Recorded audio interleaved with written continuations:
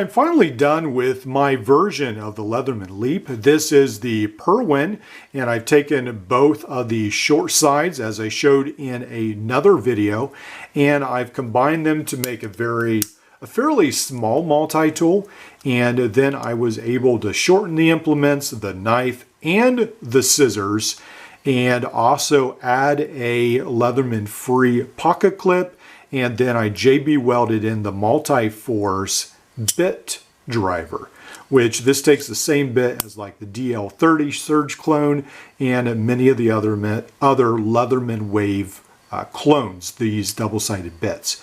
So now I was trying to figure out what am I going to do on this side. So what I did is I made this modular system, and so it fits in here, and then you can see there's this metal part, and it essentially will fit all the way up to right there.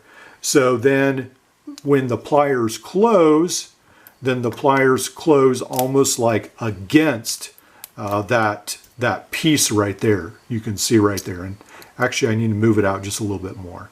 So it tension holds it in place, and then I can take it out and I can always change it, make it different. Now, one of the first things I did was make a micro pencil.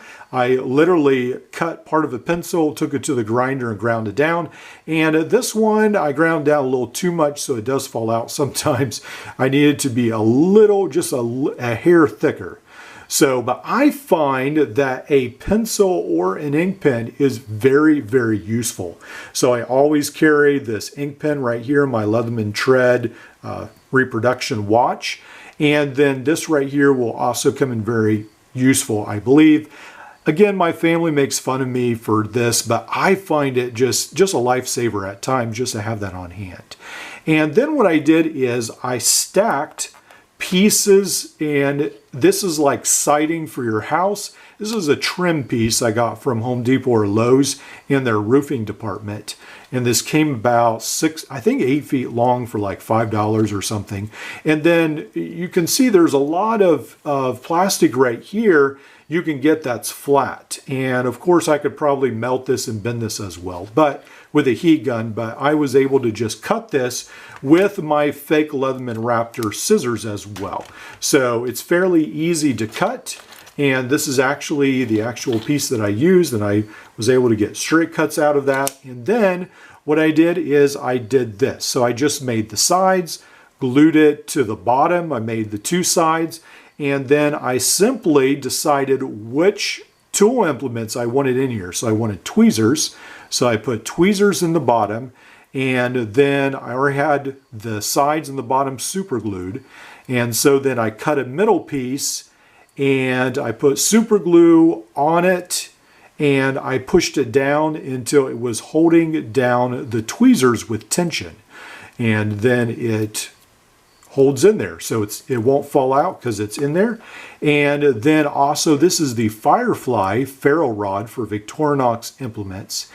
And these have a tendency to break if they're not completely covered or stored in the correct place. Because of how they're so long, they seem to have a weak point after about an inch or so. And so this one has already broken, and so it actually works pretty good. And again, I glued another piece in there and I stored that in there. And then again, I really like writing instruments. I'm always needing a pen or a pencil, and I seem to always lose them.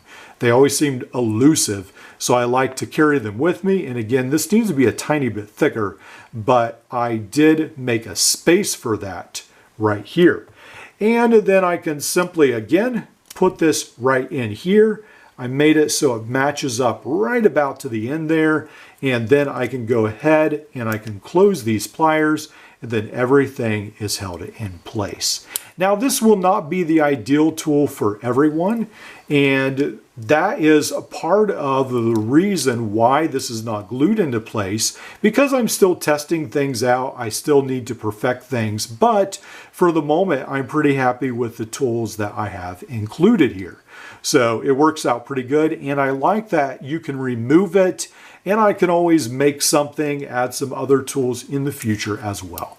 So what I would encourage you to do is don't just have a multi-tool, and if you want to do something, feel trapped. I would recommend you buy a cheap tool like this and have fun experimenting.